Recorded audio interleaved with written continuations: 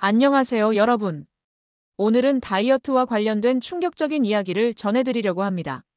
다이어트를 위해 탄수화물을 줄여오신 분들이라면 귀를 기울여 주세요. 살 빼려고 탄수화물을 덜 먹었는데 암에 걸릴 수 있다는 연구 결과가 나와 주목을 받고 있습니다. 과연 무슨 일이 일어난 걸까요? 지금부터 자세히 설명해드리겠습니다. 많은 분들이 체중 감량을 위해 탄수화물을 줄이는 저탄수화물 고단백 식단을 따르고 계신데요. 실제로 이런 식단은 빠른 체중 감량 효과를 볼 수 있다는 이유로 큰 인기를 끌고 있습니다.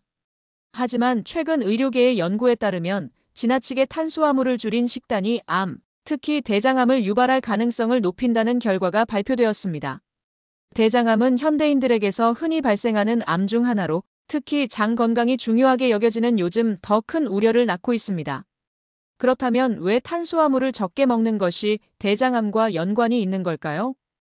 그 이유는 장 내부의 유익균 문제와 아주 밀접하게 관련이 있습니다. 장내 유익균은 우리가 섭취한 음식물을 분해하고 소화를 돕는데 특히 탄수화물을 통해 생성되는 단쇄지방산이라는 물질이 대장 점막을 보호하는 역할을 합니다. 하지만 탄수화물 섭취를 지나치게 제한하면 이런 단쇄지방산의 생성이 줄어들고 장 점막이 약화되면서 대장암 발생 위험이 높아질 수 있다는 것이 전문가들의 설명입니다.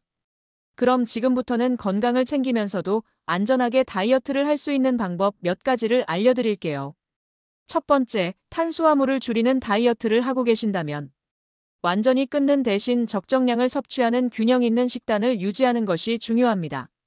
흰 쌀밥이나 흰 밀가루 같은 단순 탄수화물 대신 통곡물, 고구마, 귀리와 같은 복합 탄수화물을 선택하세요. 이는 혈당을 급격하게 올리지 않으면서도 장내 유익균을 활성화시킬 수 있습니다. 두 번째, 섬유질 섭취를 절대 잊지 마세요. 채소, 과일, 견과류 등 섬유질이 풍부한 음식을 충분히 먹는 것은 장 건강을 지키는데 아주 중요합니다. 세 번째, 물을 자주 마셔 꾸준히 장 운동을 도와주는 것이 좋습니다. 이렇게 하면 장내 환경이 더 건강해지고 대장암 위험을 줄이는데 큰 도움이 됩니다. 추가로 다이어트를 할 때 지나치게 특정 음식군에만 의존하게 되면 영양 불균형을 초래할 수 있으니 반드시 전문가와 상담하시거나 영양사의 도움을 받는 것을 추천드립니다.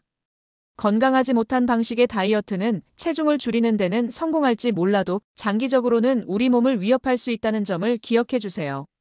오늘 이야기를 정리하자면 다이어트를 위해 탄수화물을 무조건 줄이기보다는 건강을 기준으로 한 올바른 선택이 중요하다는 점입니다.